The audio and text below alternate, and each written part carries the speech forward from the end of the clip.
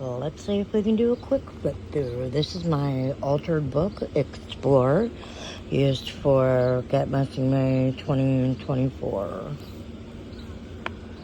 So this is the inside. I just have some extra stuff in there. This is ripped up pages that I kind of glued together, and I keep a clip there. Messy May.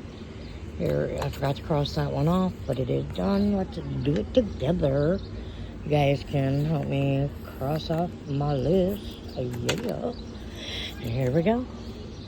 We got day 1, day 2, day 3. Don't mind the noise of the kids. There's a party going on across the street for the birthday. And I am arting out on my patio today.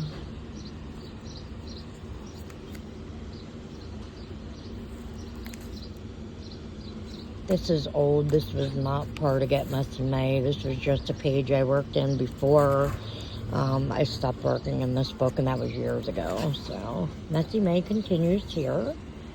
This is a pocket. You can see I have everything mostly marked with the number and a day.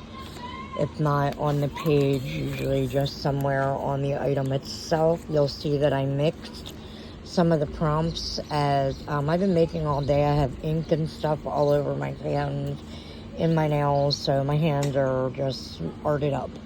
So you'll see I have some as tags, some as inserts. Here's bold. This is an older page. This is location. This is emotions, which I added to yesterday. I'm not the greatest video maker, but metamorphosis, this was a fun process to learn here. I just kind of laid down a butterfly die cut that I had, and then I took a paintbrush and just kind of painted over it, so it kind of gave it this really cool brushed transparent look. And I just added some mixed media to it because, you know, that's what I do. And this was for experiment, and some of you were like, well, what did she experiment with? You can't really see it, but the paint that's on here I experimented with. Some of the splatters that are on here, it was an experiment, trust me. This is an old spread. This was here before I turned it into Get Messy May. We return with Get Messy May with day 26, Dreamy. 27. This is just a page that I added some index cards to. This is pockets. Like I said, I altered this book years ago, and I don't really recall what. I think I was just practicing pages and pockets, but guess what? We're using it. Here's a tab I took off of some watercolor packaging I got. This is something I made a while ago, meant to be. This is just some doodling, but I wanted to use it for affirmation, wishing you all the happiness you deserve. Find your magic, find the magic, dream big. And then monoprint was just a ton of jelly pages, jelly pleat pages that I did. So I just kind of collaged them. And then day 30 was stitching. So this is a journaling card that someone else made the card but sent it to me in a Happy Mail.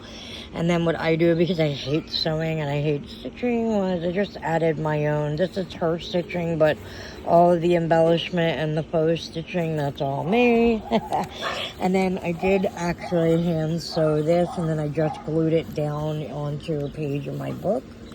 And then we have the last page, Phoenix, which I made out of paper scraps. I had a wing stamp that I stamped a bunch of stuff the other day. Just so happened I had those wings, so I used watercolor markers. This was part of a paper pack, and I just cut it out to use it as the tail. I had ribbon here to add as the feather, so that's my version of the Phoenix. There's a longer tail. I made a little mixed media kind of 3D paper sun. This is the other day when I made that stamp. This was a piece of tissue paper that I kind of did my stamp off, you know, to clean my stamp. So I used it. So there you go. And that concludes Messy May and this ginormous. I mean, She a big one, guys. She's like gator mouth to the full. So if I take out some of the prompt pages and I just kind of put them in a folder, I can maybe get her a little bit more clothes, but you know what? So what? I'm just going to put a ribbon around her, slap her pieces back in, and call it a day. She's awesome, and I can't believe I actually finished 31 days of Get Messy May, but there it is. You should do it next time, and have a good one, guys.